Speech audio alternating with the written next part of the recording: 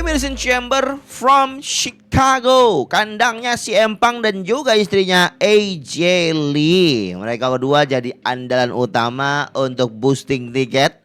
Mereka jadi andalan utama untuk match title-nya. Dan semuanya pasti for the sake of the sold out crowd.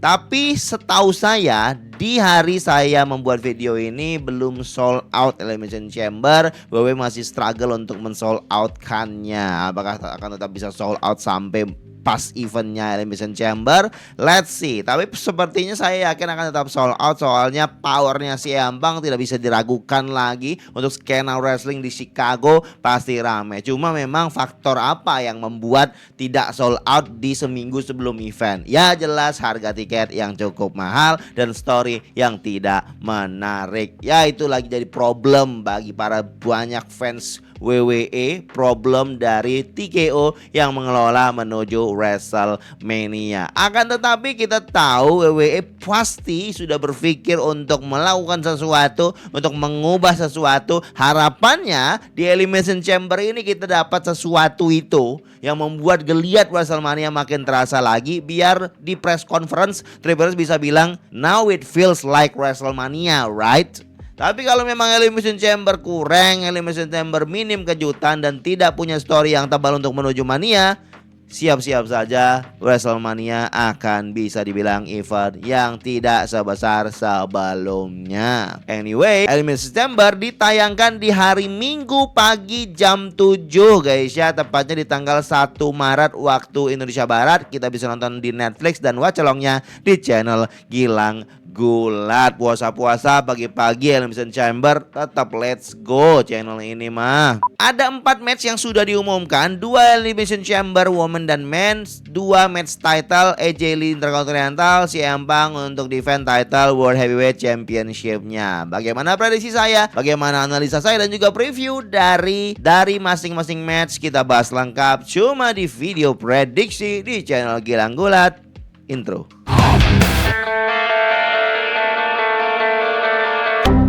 Sebelum kita bahas Elimination Chamber match, kita coba bahas dulu match title-nya guys ya. Yang pertama kita dapat AJ Lee melawan Becky Lynch. Saya kira match ini akan terjadi di WrestleMania. Ternyata WWE butuh sosok AJ Lee untuk semakin memeriahkan dan juga meramaikan crowd Chicago di Elimination Chamber ini. Jadi WWE kasih title match ini. Ini simply sebuah feud yang sudah diekspektasikan di WrestleMania. Simply sebuah feud yang memang sudah ditunggu. Banyak orang yang berpikir AJ Lee kok sebentar doang muncul ngilang sih, katanya full timer. Memang dia bilang dia akan bergulat, tapi bukan berarti dia full timer regular wrestle guys ya yang muncul setiap minggu. Tidak, dia adalah special attraction. Dan ketika Chamber Chicago butuh special attraction, AJ Lee siap sedia untuk bergulat. Dan Becky Lynch saja lawan yang sudah ditunggu. By the way, match ini terjadi simply karena Becky Lynch kesal dan benci sama AJ Lee. AJ Lee mengacaukannya, mengalahkannya di WrestlePalooza bersama suaminya, dan juga merasa dikalahkan AJ Lee di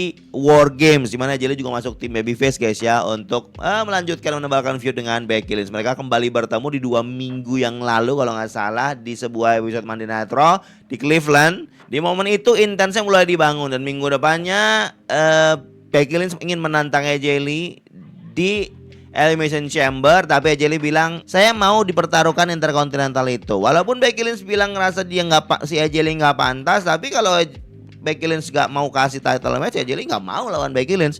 Ya dengan terpaksa Becky Lynch yang kesal pengen hajar AJ Lee, ya udah dikasihlah title match itu, and it's official. Sesimpel itu. Build up tidak panjang-panjang, tapi kalau kita mau main meruntut guys ya dengan apa yang terjadi sebelumnya, ya title match ini ya sah saja. Ceritanya cukup ada, tapi ini sebuah build up yang tidak rutin, sebuah build up yang terjadi ketika pegulatnya muncul aja, ketika AJ Lee muncul aja. Dan sekali lagi ini untuk meramaikan crowd Chicago. Saya ekspektasi feud ini akan berlanjut di Mania. Saya ekspektasi WrestleMania akan ada pertandingan AJ Lee dan juga Becky Lynch. Tapi ada kans ada kans pertandingan Intercontinental ini lebih dari 2 orang, mungkin 3 orang atau bahkan Fatal 4-way. Kita tahu Maxine sama Natty juga bagian dari title picture Intercontinental ini guys ya. Jadi ada kans Fatal 4-way atau Triple Threat terjadi untuk perebutan Intercontinental Woman ini. Tapi juga bisa WWE simply melanjutkan rematch antara AJ Lee dan juga Becky Lynch di WrestleMania. Prediksi saya untuk match ini, for the sake of the Chicago's crowd, AJ Lee will win that Intercontinental Women's Championship guys. Saya rasa akan ada title chances ini, AJ Lee akan menang Intercontinentalnya dan Becky akan menuntut rematch dan mungkin mereka akan bertanding di WrestleMania untuk rematch title tersebut. Dan kesempatan atau persentase Becky Lynch dapat title itu lagi cukup tinggi. Tapi seperti yang saya bilang tadi, ada kans orang lain juga ikut bergabung dalam feud ini setelah Elimination Chamber.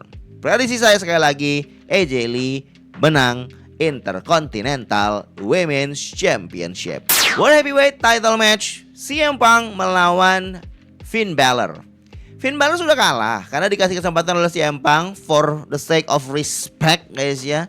CM Punk menang clean di Belfast di kandangnya Finn Balor ketika WWE berkunjung ke Eropa. Dan CM Punk merasa Finn Balor sudah tidak layak untuk mendapatkan ini. Akan tetapi Finn Balor masih merasa ingin mendapatkan kesempatan itu. Dan dia melalui jalan pintas. Jalan pintasnya adalah dia mengganggu matchnya CM Punk dan AJ Styles waktu itu. Dan ini membuat CM Punk kesal dengan apa yang dilakukan Finn Balor. Finn Balor merasa dia harus membalas dendam ke CM Punk. Karena di CM Punk sudah membuat dia malu di kandangnya, dikalahkan title match. Dan misinya Finn Balor adalah ingin membuat malu CM Punk di kandangnya CM Punk di Chicago dengan mengalahkan CM Punk. That's it, that's the story guys ya. Yang jelas CM Punk mengiyakan karena dia fighting champion. That's simple guys. 1 tambah 1 2, 2 tambah 2 11 tambah 12. That's simple man. Intinya kacamata. Nah itu feudnya guys ya. Menurut saya ini feud pengantar. Feud untuk mengisi kekosongan CM Punk biar ada match di Elimination Chamber. Karena CM Punk akan match besar di WrestleMania. Main eventnya, penutupnya, utamanya yaitu melawan Roman Reigns. And itu tidak akan terganggu gugat, tidak akan berubah menurut saya guys ya. Ada yang bilang, oh Finn Balor nanti bisa menang Triple Threat gimana bang? Seru gak bang? Enggak. Bukannya saya enggak merasa si Finn Balor pantas apa gimana ya guys ya. Enggak, jangan diganggu itu. CM Punk Roman Reigns jangan diganggu, udah itu aja. Jangan masukin Triple Threat, nggak usah. Finn Balor di sini kalah guys, tapi kalahnya with a drama. JD or Dominic. Dominic bermaksud untuk membantu, tapi jadinya tidak membantu. Jadi kayak ada drama di mana Dominic rasanya kayak oh saya harus bantu tapi aduh nggak sengaja gitu. Dan ini akan cost Finn Balor the title match. And then di Monday Night Raw 2 hari setelahnya kita tahu Dominic akan lawan Penta. Dan itu akan memberikan drama juga guys ya. Mungkin cost the title si Finn Balor dan juga Dominic ini. Mungkin aja Balor akan ganggu dan membuat Dominic lepas titlenya. Dan mereka akan bertarung for story, gak for title. Dan akan membuat Balor keluar Judgment Day, membangkitkan demand. And that's the WrestleMania match Balor dan juga Dominic. Saya kira itu yang akan terjadi. Match ini pengantar feud Balor dan juga Dominic yang akan dilakukan di WrestleMania. Ada kemungkinan Demon Balor nggak bang? Tidak ada tanda-tanda itu. Kalau WWE mau ngasih biasanya ada tanda-tandanya guys. Nah itu saya yakin, pengennya saya Balor akan jadi Demon Balornya di WrestleMania aja. Itu lebih besar, lebih megah, lebih layak dia dapat itu guys. Apakah Balor sudah tidak layak menjadi World Heavyweight Champion? Masih, tapi momentumnya nggak dulu. Tidak sekarang. Karena momentumnya sekarang CM Punk Roman Reigns is locked untuk WrestleMania main event. But never say never. Prediksi saya CM Punk masih menang, retain. Yang nanti ada selebrasi ya berdua lah sama-sama punya title ya di Monday Night Raw berikutnya. Let's go. Mari kita membahas Women's Elimination Chamber Match guys. Ada 6 peserta yang sudah melalui kualifikasi Triple Threat di setiap minggunya di Monday Night Raw. Yang kita mendapat Alexa Bliss, Rhea Ripley, Tiffany Stratton, Kiana James, Asuka dan juga Raquel. Ada beberapa yang kansnya besar untuk menang guys ya. Pertama Rhea Ripley, kedua Raquel. Selain itu ada, cuma nggak sebesar yang saya pikirkan mereka akan masuk. Kenapa saya pilih Rhea Ripley? Rhea Ripley adalah pilihan yang mudah untuk membuat match melawan Jade Cargill. Karena pemenang dari Elimination Chamber akan lawan Jade Cargill. Soalnya Liv Morgan sudah milih Stephanie Vaquer. Rhea Jade is a money match, guys ya. Cuma kalau ada yang berpikir atau mungkin memang arahnya Rhea Ripley dan Io Sky masih akan tag team dan punya tag team match melawan Bella Twins di WrestleMania, tentu Rhea Ripley is not available untuk lawan Jade Cargill, bro. Terus Raquel kenapa milih? Raquel ini kita bisa membuat sebuah drama, guys ya. Raquel menang Elimination Chamber. Dia milihnya bukan Jade, tapi dia pengen lawan Stephanie Vaquer triple threat dengan Liv Morgan. Itu story yang cukup menarik kalau kita pikirkan, guys ya. Cuma agak sulit itu karena ini udah fix, ini pemenang ini langsung lawan Jade Cargill tuh udah fix, nggak bisa diganggu gugat. Ada satu kemungkinan lagi yang menarik, Alexa Bliss. Itu pilihan pemenang yang menarik, guys. Kenapa? Karena kalau Alexa Bliss menang, dia otomatis lawan Jade. Kita tahu story yang berjalan Jade ini nggak ada di 6 orang ini, nggak ada. Urusan dengan Jade nggak ada. Cuma satu, Charlotte. Charlotte nggak masuk chamber ini. Jadi ada kemungkinan kalau Alexa Bliss menang, Alexa Bliss Charlotte ada drama, nggak tahu menghilang apa gimana, terus Charlotte somehow masuk ke matchnya dan jadi triple threat sama Jade Cargill. Because that's the story, the big story is Jade Charlotte. Kenapa Charlotte nggak masuk chamber tuh pertanyaan besar, guys. Karena saya lihat Charlotte kayaknya harus menang chamber. Mungkin WWE nggak mau ngebooking Charlotte tahun lalu menang Royal Rumble, tahun ini menang Chamber tuh kayak nggak ada pilihan lain gitu untuk main event ini. Jadi saya berpikir ada drama itu yang terjadi. Bisa Alexa Bliss, bisa Rhea Ripley. Kayaknya Raquel agak terlalu fantasi kayaknya. Alexa Bliss, Rhea Ripley, dan mungkin Tiffany Stratton. Kenapa saya tidak milih Tiffany Stratton di awal? Saya berpikir Tiffany Stratton sudah berkali-kali lawan Jade Cargill. Harusnya WWE berpikir untuk udah jangan Tiffany lagi lah. Walaupun Tiffany kelihatan kayak kalibernya atau levelnya bisa jadi main eventer atau jadi penantang title gitu loh. Cukup mumpuni lah, tapi no. Saya tetap berpikir Charlotte tuh dapat match lawan Jade, guys. Saya tetap berpikir gimana pun caranya. Jadi saya agak aneh aja gitu. Tadi saya berpikir kalau ada yang nanya kemarin kan siapa yang menang Chamber Woman bang, kemungkinan besar Rhea Ripley. Mungkin titlenya lepas nanti di SmackDown. Besok ini tetap lepas title, terus mungkin Rhea Ripley yang melaju untuk melawan Jade Cargill.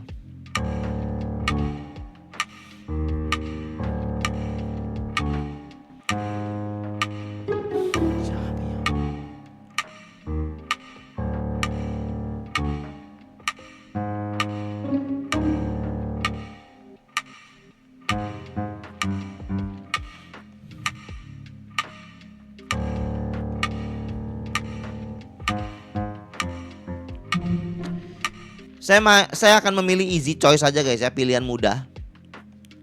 Nggak mau muluk-muluk.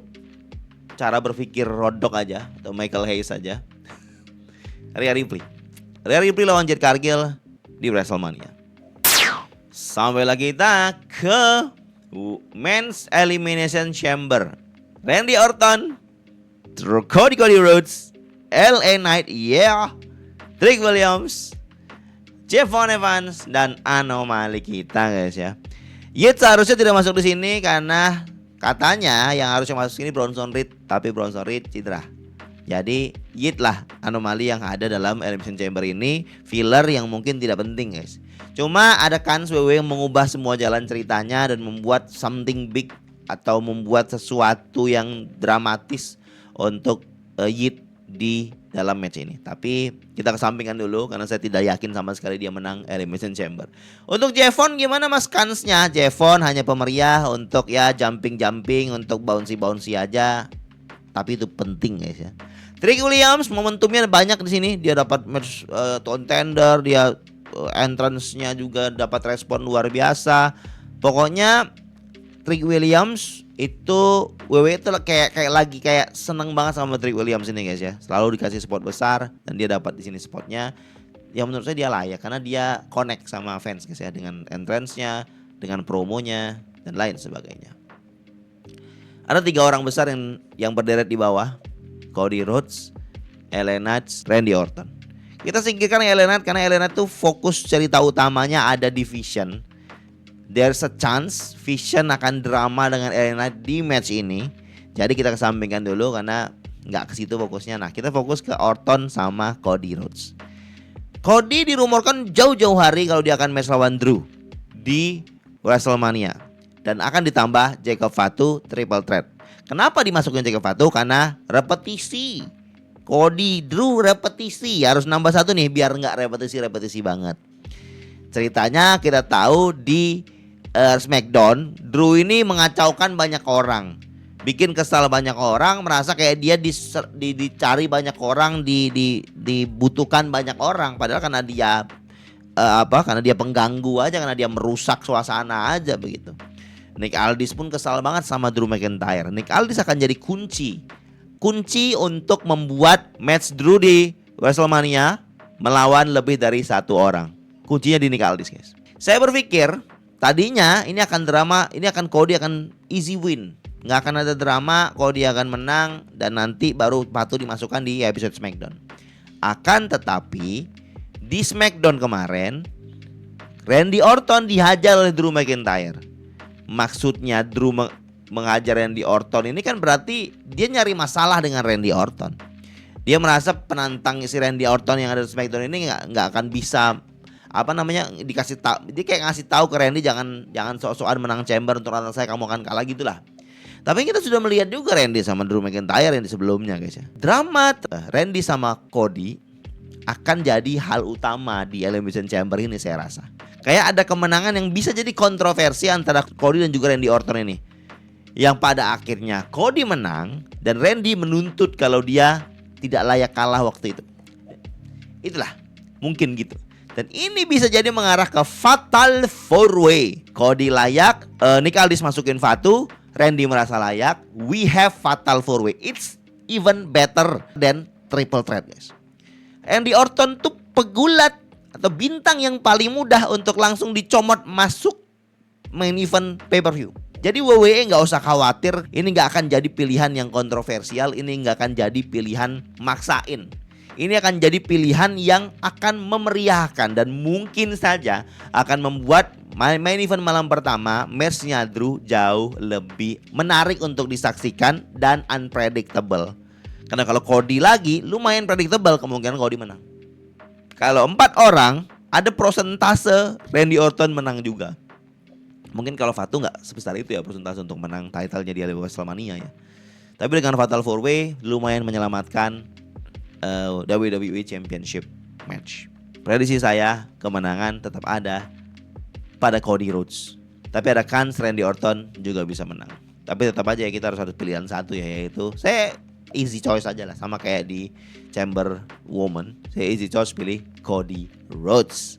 Di Elimination Chamber ada sebuah kotak kayu yang harus dibuka di tanggal Elimination Chamber tersebut. Awalnya dikirim ke Raw, terus disuruh Adam Pearce dikirim ke SmackDown, terus dibalikin lagi ke Raw, dan akhirnya Adam Pearce memutuskan Nick Aldis dan Adam Pearce akan membuka kotak tersebut. Pertanyaannya apa isinya?